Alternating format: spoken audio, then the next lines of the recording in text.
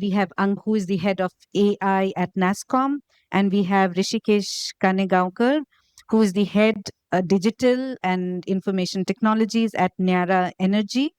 And he comes with a wealth of experience in industries such as oil, gas, FMCG, and retail. And our esteemed panelists today would be exploring and sharing their beliefs and core principles on what should be the core principles and infrastructure required to build a secure and trusted AI ecosystem.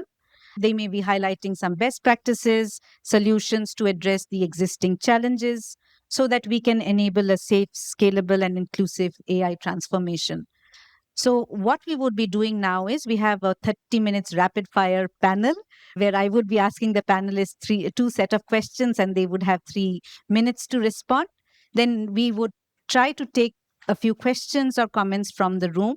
And at the end, we have a report which we would be launching, the launch of it.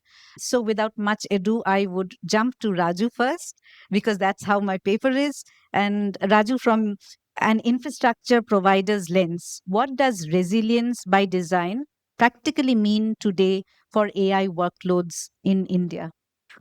Yeah, yeah. First, but in general, forget about the AI. In general, data centers means it has to be resilience.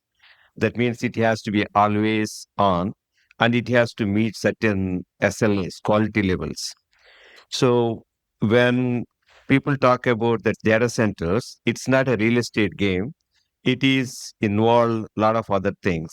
You have to build the data centers for the purpose of high density servers, racks, and providing all the new technologies, plumbing required for the data centers. And also it has to be connected from the day one, and the power, energy. So the challenge power is very important. It has to be always having not only the grid power, renewable energy is very, very important. And the fourth one is important is managing the data centers, not anymore easy because the kind of variables you have in the managing a data centers, there are thousands of parameters. So how we are going to apply AI into operations point of view, those are also very important for the data centers. So looking at all these things, when you're talking, you're hosting somebody like the NPCI, UPI, or DZYATRA into that kind of a data center, it always has to be on. Otherwise, it's going to create big chaos in the system. So those are the things we have to look at it very carefully. And, it is mission critical applications we are building. So it's very important. And also a place like in India, you have to build very cost effective also. And that's very important. So that's the way I look at it. What is important for resilience point of view, Thank you, Raju, for sticking to the time and also highlighting the higher issues which needs to be addressed if we really want what we want, aspire to be. And with that, I move to Shahana. While India wants to do a lot of things, but from a legal and policy standpoint, what minimum regulatory clarity do enterprises need today for creating this resilient AI infrastructure? Thank you, Amrita, and thank you for inviting us to this event, obviously a milestone in India's AI journey.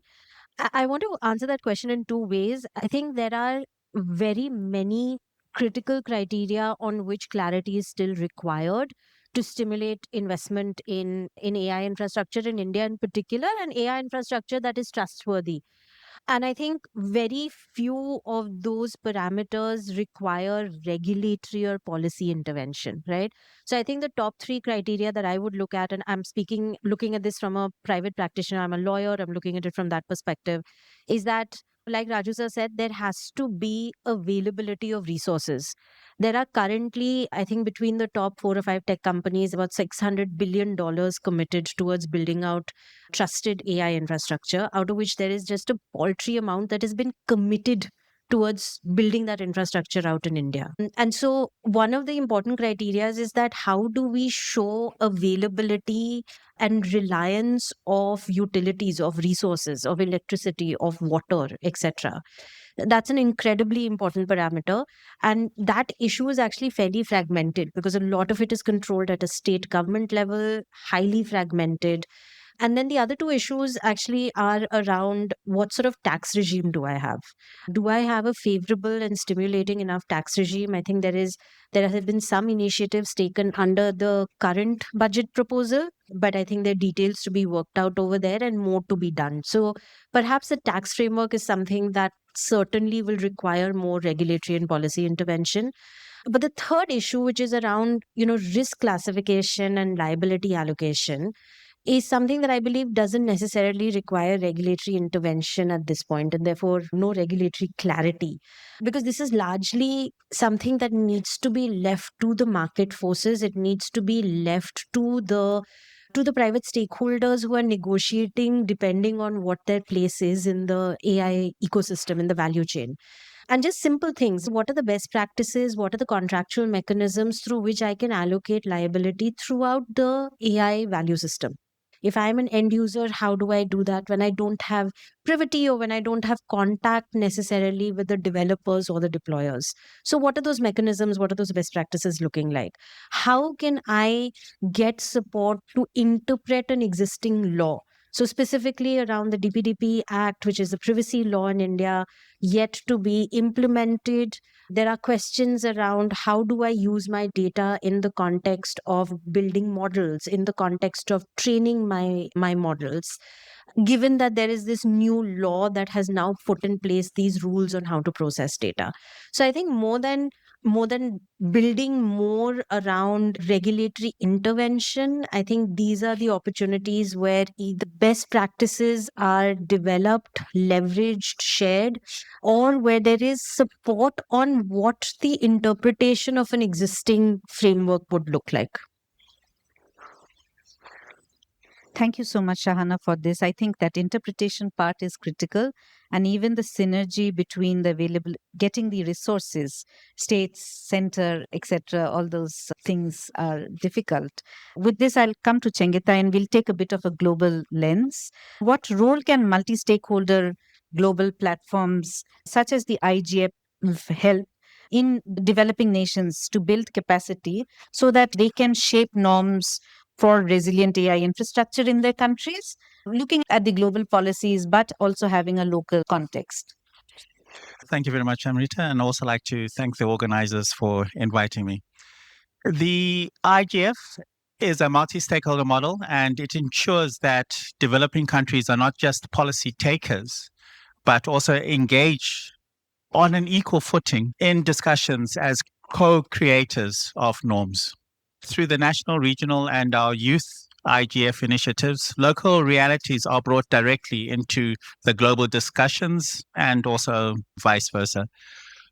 Context matters. There is no one size fits all for AI governance. The IGF is a bottom-up process for that particular reason, meaning that its work is driven by stakeholder priorities across the different regions. So the US does not have the same priorities as India, for example. Last year at the IGF in Norway, over 6,000 multi-stakeholders set a strong message, as you can see in our Lillestrøm IGF messages. AI infrastructure and its global governance must reflect the different levels of digital maturity, data ecosystems, and institutional capacities, and aim to advance them. The IGF helps shift the discussions from adopting models to adopting principles. This supports developing countries in identifying fit-for-purpose approaches grounded in their realities. Through IGF initiatives, the national regional initiatives, the youth initiatives, and also our training efforts, stakeholders from developing countries also gain the knowledge and confidence to engage meaningfully. This is essential to avoid asymmetries in shaping AI governance frameworks. There's also a growing awareness among member states on this. For example, in the WSIS Plus 20 resolution from December last year, which you helped with, explicitly reaffirms the need to strengthen the participation of developing countries in digital governance processes and to bridge digital and data divides, recognizing that emerging technologies, including AI, must be developed and governed in an inclusive and development-oriented manner. I think of my 3 minutes. Thank you. Thanks so much, Chengetai, for this. And I'll move to Ankit now. Ankit, you work with a lot of business organization, industry, I would say. So, what do you see are the top structural bottlenecks stopping companies from investing in resilient governance practices? Thank you for having me. Great question. Taking it from the enterprise lens, right? I'll tell you a structural problem and then go to the pointers, right? The structural problem is that the business team wants, in the enterprise, the business team wants the best use case to be implemented, right? And reap that benefit, right? The technical team who is implementing, right? They want to implement the way they want to implement, right? The legal team and the risk team is basically held accountable for any issues, right? Similarly, the finance team is basically budgeting, right? Structural issue is that when you are running at a probably 120 mile per hour, you have to have the guardrails, you have to have the governance. Issue becomes an issue because everyone has their own KPI. They don't have a joint KPI. Right? So I think that's the first thing. So the business team would want the best tech in the cheapest amount without any ownership of legality, governance, all of that.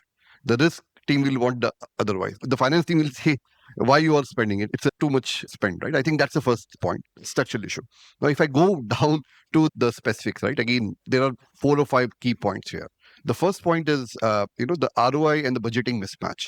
There's a big ROI and budgeting mismatch because of the same structural issue, right? So ROI is expected fast, right? As fast as within deployments within few weeks, right? But that's not the case, right? That's the first thing. Second issue, big issue is the understanding of the domain and putting the right guardrails, right? Again, internally you will have pockets of understanding, but again, there's no joint understanding. The third issue is in the whole landscape of things, there's a big issue of tool and availability of that tool in an enterprise, right? So that's the third one. Fourth, which is the biggest, I will say, is the talent issue, right? Again, who should implement the whole governance piece? Someone who understands the business, the risk, the legality, or the tech. And the fifth issue is the overall coherence and thinking of the end user, the customers. I think that's what I see. And the statement I will end with is, if you think this issue in an enterprise from a lens of compliance, it will have its bottleneck and resistance. Instead of that, think of scale, enterprise grade. I think that is something which will take it ahead. Thank you so much for this, Ankit, and bringing in some of the ground realities which most enterprise organizations baffle with. Rishi, my question to you. What do you see are the main barriers to integrate AI infrastructure in existing enterprise processes, and how do you think leaders can embed resilience and reliability from the start? Sure. Thanks, Amrita. Thanks, the organizers. Thanks, Sophie, to this Mahakumbh of the AI summit that we are all in. Good morning, everyone. An interesting question, and I'll carry on from where I spoke of ROI. I'd approach it from a structured methodology perspective to implementing AI projects, be it agentic AI, generative AI, be it AI in general. If we approach it from an ideation phase where ideation does not come in from the organization, but comes in from the business, and how that happens is with a cultural mindshift change, with the business teams, the organizations, the functions talking of how they could better their functionalities, their functions, their processes with the use of AI. And then follow it up with an ROI upfront. Before a single line of code is entered, what we are currently talking of is establishing an ROI. And snippets of ROI could be, if I break it down into 4 or 5 different heads, the first head could be the number of tokens, the LLM, and the value per metric, per query. What does it constitute? Maybe 25% of the total costs? Okay, so that's the number that you've got to budget upfront. The second would be talent and development, to invest in the teams who are developing AI. The third could be the infrastructure, which Sify and a few others are investing heavily in. How much of it does the organization contribute into? And then there are several others in terms of operations, in terms of ethical AI, governance, and all of those costs around operations and support and all of that. That's the TCO bit. And then you compare the TCO to the value. And this value again comes from the business tying back the processes and how much of it can be realized. So that's one number that you get into before you start the project. And then when you get into the actual project, I'll not call it as a pilot is such a misused word. People nowadays are calling it as MLP, which is minimum lovable product. So you start with an MLP and then you start getting into the guardrails, the data and the integration bit. I'll just take 1 minute more. I'm mindful of the time. So when you get into that is when the actual problem starts surfacing in terms of, is my data ready? Are the guardrails ready? How am I going to tie up the integration bit? And there are a few things that we're looking at here in terms of the governance aspects. There are agent to agent protocols that one needs to look at in terms of how does the entire protocol work? How does the governance layer work? We're talking of even an MCP protocol where there are clear kind of demarcations in terms of roles of each of these agents and how does it interact with the LLM layer and all of that. So all of this kind of contributes into the next step, which is to get into the implementation phase where whatever was being discussed from a use case perspective, how much of it gets realized into the MLP iteration one. Measure the value, get back into measuring what was envisioned versus how am I performing. Iterate again, go back and complete the feedback loop, then go back through the cycle of data integration and all of that and get into the actual process. And that's when you would establish whether you could trust the answers and then evaluate once you get into that single iteration, which is the evaluation could be, do I need to be accurate? I might not need to be accurate at times, but I might need to maybe look at a more theoretical answer, or I might need an AI to perform from a workflow perspective. I might need to have a very creative answer coming about. So for each of these, the evolution and the evaluation of whatever model we are developing needs to reach its stage one completion. And then you iterate back and complete this process. And along this, the entire process around security, governance, responsible AI, ethical AI, the things that you mentioned, the things that everyone on this panel is mentioning, all of this needs to be intact. I think once we approach it from this perspective, we'll see a lot of benefits coming out of it and through a structure, implement it like an IT program. If we start AI projects by calling them as pilots, then I think we'll never see those pilots fructify in production. So I think we need to get into a structured methodology. Thank you so much. And I'll come back to Raju now. Raju, you've been hearing all this and you've been seeing the Indian enterprises. So, how do you see Indian enterprises balancing the push towards hyperscale AI infrastructure with the need for distributed edge and sovereign architectures, looking at the geopolitical situation we are in these days? First, I want to address one thing. For me, people should not consider AI as a project. AI is a journey because it's going to take a lot of time, and it's going to be continuous process, like how we evolving as a humans intelligent. So that is where it's not end. So it's going to be continuously is going to evolve. Second, what you said is hyperscalers. The way I look at it is very simple, Amrita, is AI, when you look at it, who are investing in AI at this point, in the LLMs and the training, there are hardly, forget about the countries, there are only 5, 6 companies in US and 2, 3 companies in China. The kind of amount of the money is required to support the GPUs and the whole infrastructure. So that is I call phase one. And we learned so many things and created how evolved in this, how many generations of NVIDIA chips people are buying every 6 months, 9 months. A country like in India, and to be honest, it's still IT point of view, we're still a long way to go. And for us, I think the phase we are entering now, I call phase two, we are defining the use cases and the company like Naira. How do we get the benefit of it? That's very important. To do this, I strongly believe the hybrid model, hyperscalers plus private cloud, that is the right model for India. And that is the way I see the India is going to evolve. One point, probably we will develop ourselves hyperscalers. But if you look at the enterprises point of view, to offer the same resilience like hyperscalers, they have to do what is they call zones, hyperscalers calls multi. It's not DCDR, it's multiple zones to be mission critical applications. So those things will be very cost sensitive things. And enterprises, we are moving from the server rooms to colo to clouds. So I think we are going to be spent wisely. And India being, the way somebody asked me, what is India? I look at three things. One is India is a scale. You need to aim at big scale. And India, I don't call cheap because I call cost effective. You have to be cost effective to operate in India. And India, you have to have a long term sustainability. So those are the three things I look at it, how India is going to evolve in this technology. And for India, this is the great opportunity to leapfrog. The way I look at is the building data centers, building IT resources, the skill sets we have from IT transformed to the AI. And we have the biggest assets on the globe. Taking advantage of that, and India has to take advantage of AI. And like you said, it's not only the 6 or 7 metro cities, and we have tier 2, tier 3 cities. So there also is very important. How do we build this ecosystem in tier 2, next 20 cities? Those are very important for a influencing a low latency for Naira. A factory cannot get the latency reaching to the Mumbai 30 milliseconds or whatever it is. So to act those kind of things, AI at the end of the day is simple. You have to have a lot of high accelerated computing. And second is you need to have low latency.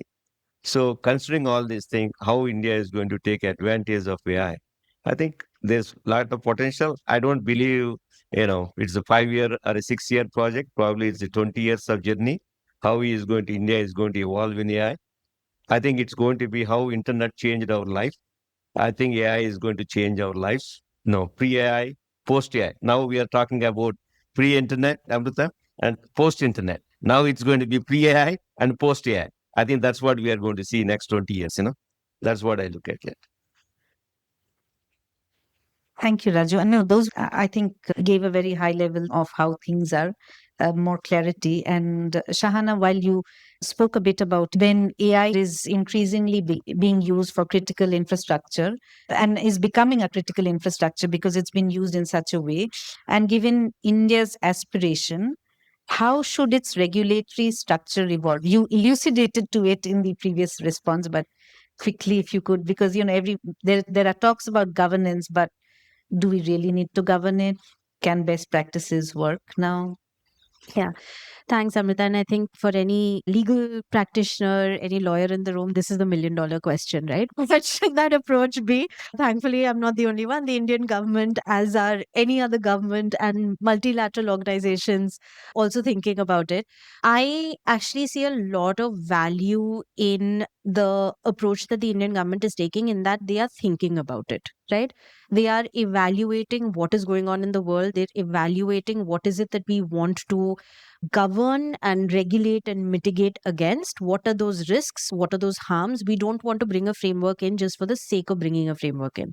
So that I think is incredibly valuable, because some of us were talking just before the session, some of the panelists, and we were saying that, look, I think in the EU, yes, the AI Act is, just from an academic point of view, is a great piece of legislation. They have done a lot to help with risk classification, but is it something that actually stimulates innovation?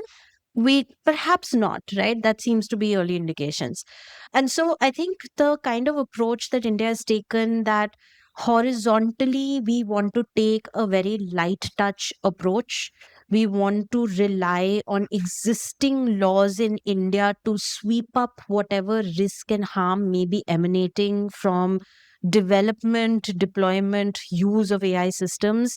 I think that's a very valuable approach. Is that we want to stimulate the investment, we want to stimulate the growth, and perhaps getting a policy or a regulatory framework that is not just right will do more harm than benefit in the long run. And I think the interest, obviously, a lot of sectoral pronouncements that have already occurred in this space. We've seen how intermediary platforms are being subject to content regulation, labeling, due diligence requirements. In the BFSI sector, we've seen a lot of pronouncements around disclosure requirement based on transparency principles. And that is perhaps appropriate, because it is the regulator who is being able to determine, based on what is the sector that they are regulating, that what are the appropriate measures that we need to put in place.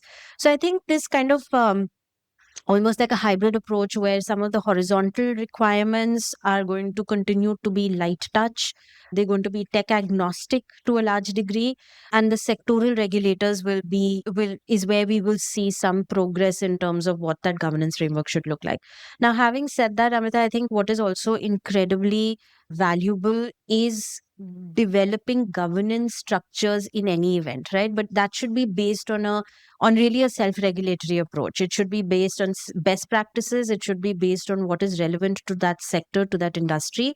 Because I think there is, especially what Ankit and Rishi were talking about, on how an organization expects such incredible ROI so quickly.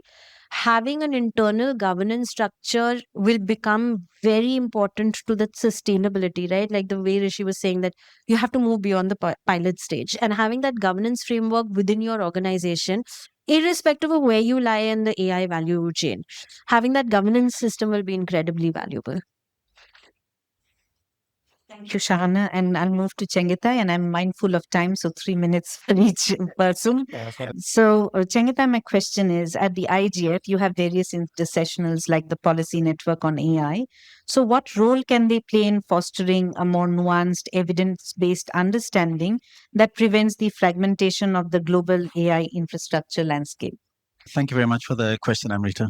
The IGF serves as a neutral space for convergence of ideas. While it does not negotiate binding rules, it plays a critical role in aligning understanding across stakeholders across regions. This helps reduce the risk of fragmented AI infrastructure ecosystems. The Policy Network on AI, we call it the PNAI, brings together diverse expertise to develop evidence-based insights on AI governance and infrastructure. And I think one of our key contributions as well is that we actually raise the voices from developing countries so that the discussion is not just dominated by, yes, exactly, thank you. It helps unpack complex issues and such as compute access, data governance, and interoperability in a nuanced, balanced, and inclusive way, helping align to move forward from silos to shared knowledge. The PNAI synthesizes inputs from across sectors and regions, creating a common reference point, even where policy approaches may differ. AI infrastructure is inherently global. There's compute, there's data flows, there's standards, and they are deeply interconnected. The IGF helps stakeholders understand these interlinkages and helps reduce the risk of policy decisions that unintentionally fragment ecosystems. And it does this by grounding the discussions in case studies, community inputs, and multi-stakeholder dialogue. The IGF counters exclusive-based or imported policy approaches.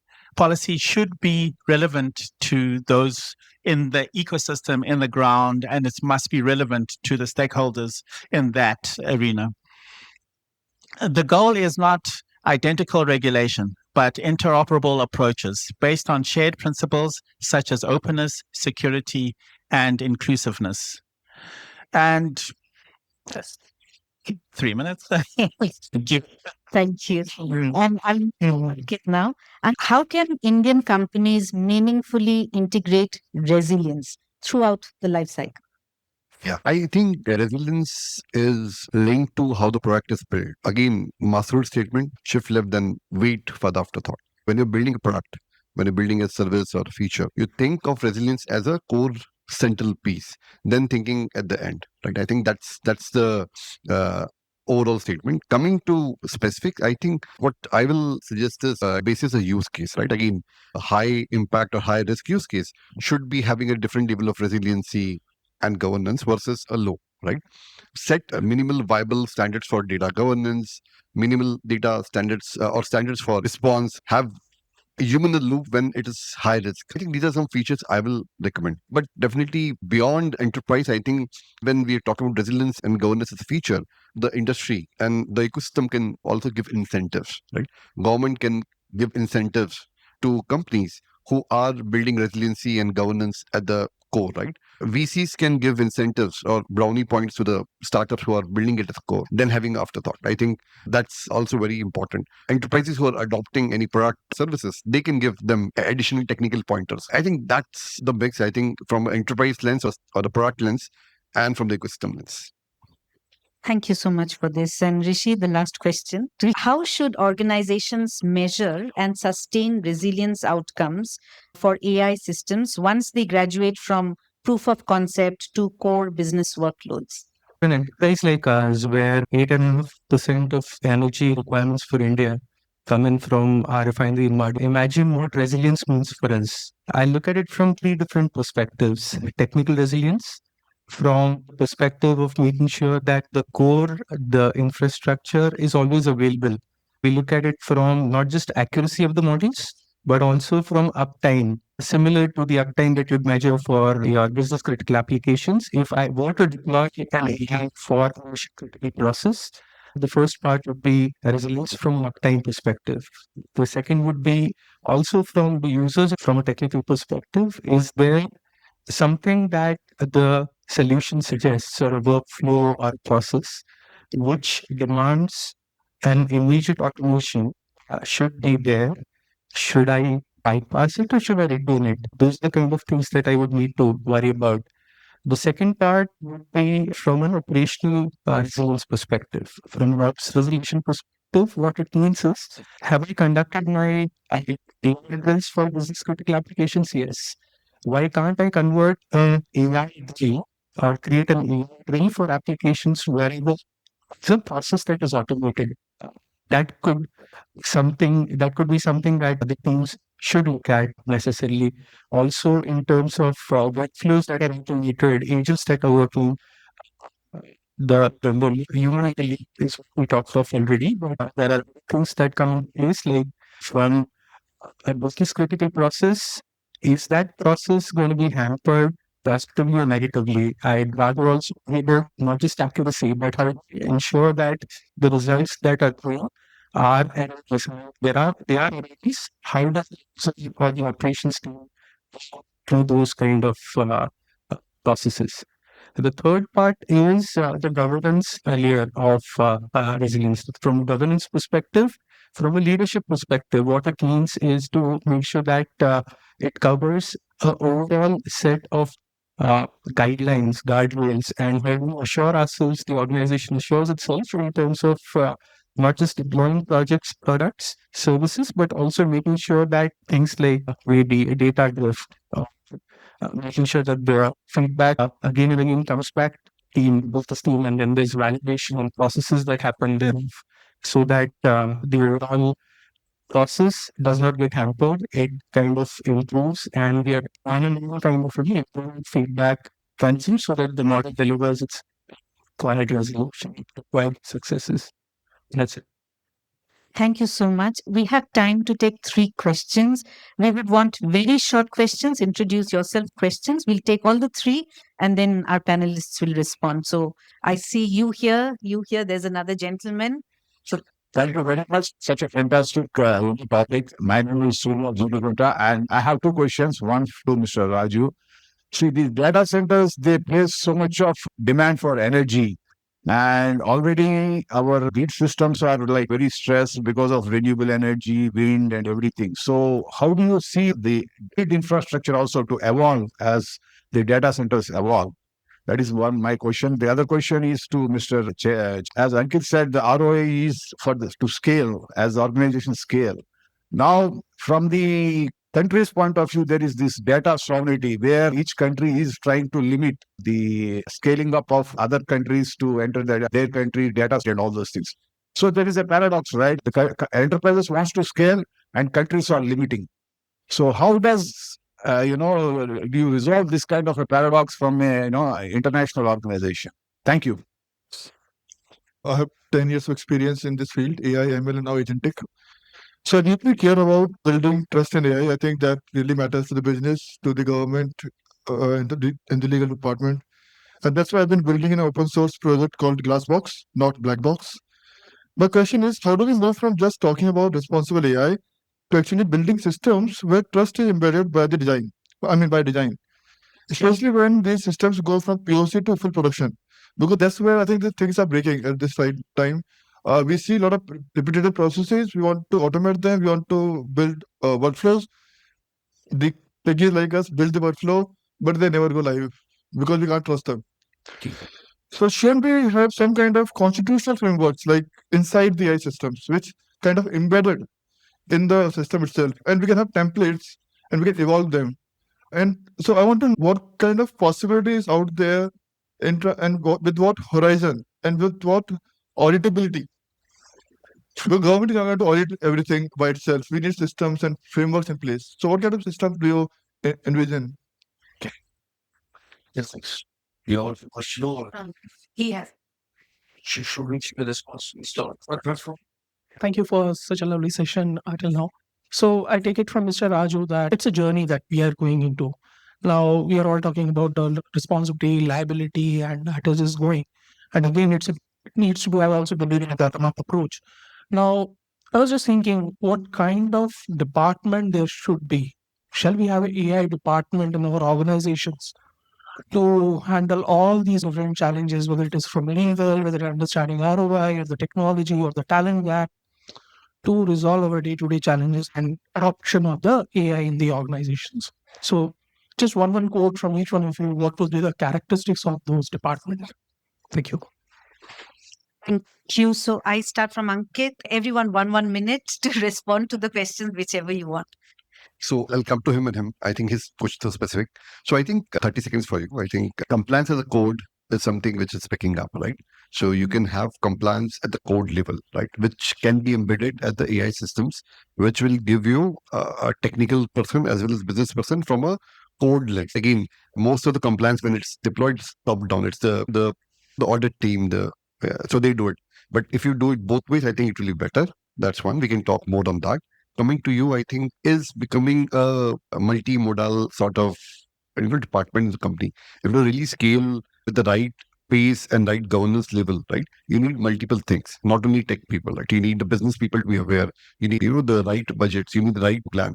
So definitely it's prudent to have a cross-functional team who is running all of that, right? I think, which is seeing the pace, the technicalities, the business benefits, and the governance aspect of it. I think that's what I will suggest.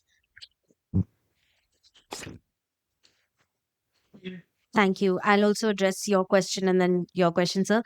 Don't underestimate the value of capacity building. That goes such a long way in demystifying concerns and building trust. 10 years ago, we were talking to stakeholders about what cloud computing is and how the cloud service provider will not have access to your data. It was fundamental discussions. Know who your audience is, demystify with them, build capacity with them, goes a long way. The more you can scale with associations, etc., the better it is. But do not underestimate the value of building capacity. Answer to your question, of course, completely agreed with Ankit. Of course, it has to be a multi-stakeholder approach. But whatever that mechanism is within your organization has to be highly empowered. And that means that it may have to be at the level of the board, or it may have to be at a level where it is able to take independent decisions, not just about the procurement, but also about the deployment, what sort of monitoring and supervision and trusted environments within which that audit has to happen, like all of the mechanisms for the operation of an AI system within your organization. I will answer quick the power issue. So, see, the way India, how much physical infrastructure are you going to build? Roads, metros, and all. It's not going to solve India problem. Only the way India is going to accelerate is by digital infrastructure. That means we have to put those grids required, all those things. That's the way we have to do. The kind of generation of the power we have, I think we have plenty of power available, with especially with renewable energy, both solar and wind. We're not touching the nuclear yet. But I think that is the way I believe India, if you want to take a leapfrog, they have to invest on the digital infrastructure that in parallel with physical infrastructure. That's the way I look at it. So I'll choose the question on the AI project solution and the value that comes out of. So if we talk about it from a value perspective, it's the business teams, the functions themselves who are responsible for carving out processes, projects, and creating the ROI. It's not an IT project at all. IT is a support enabler for these processes. Again, if it is top down, which means that there is governance, there is management mandate right from the top levels of the organization that helps seeding in and making sure that the right processes, right technologies are covered. So that's the answer that I would have.